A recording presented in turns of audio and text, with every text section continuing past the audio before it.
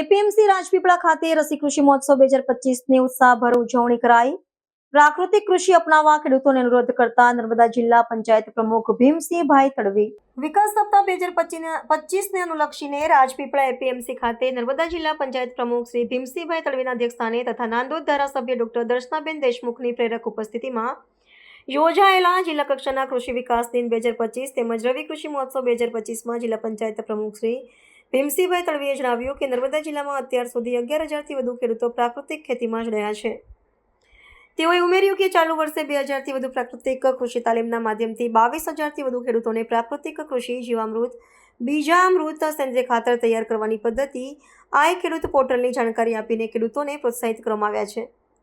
શ્રી તડવીએ રાસાયણિક ખાતર અને જંતુનાશકોનો નહિવત ઉપયોગ કરીને પ્રાકૃતિક કૃષિ અપનાવવા તેમજ સરકારની લોકકલ્યાણકારી અને ખેડૂતલક્ષી યોજનાનો લાભ લેવા ખેડૂત મિત્રોને અનુરોધ કર્યો હતો। નાંદોદ ધારાસભ્ય ડોક્ટર દર્શનાબેન દેશમુખે જણાવ્યું કે વડાપ્રધાન શ્રી નરેન્દ્રભાઈ મોદી અને મુખ્યમંત્રી ભૂપેન્દ્રભાઈ પટેલના નેતૃત્વ હેઠળ રાજ્ય સરકારે ખેડૂતોને અદ્યતન કૃષિ સંસાધનોની સહાય, તાલીમ અને માર્ગદર્શન દ્વારા વાવેતરથી વેચાણ સુધીના તમામ તબક્કે મજબૂત બનાવ્યા છે। દિવેલા, મગફળી, કપાસ, ચણા, તલ, બાજરી સહિતના પાકોમાં ગુજરાત રાષ્ટ્રીય સ્તરે અગ્રેસર છે।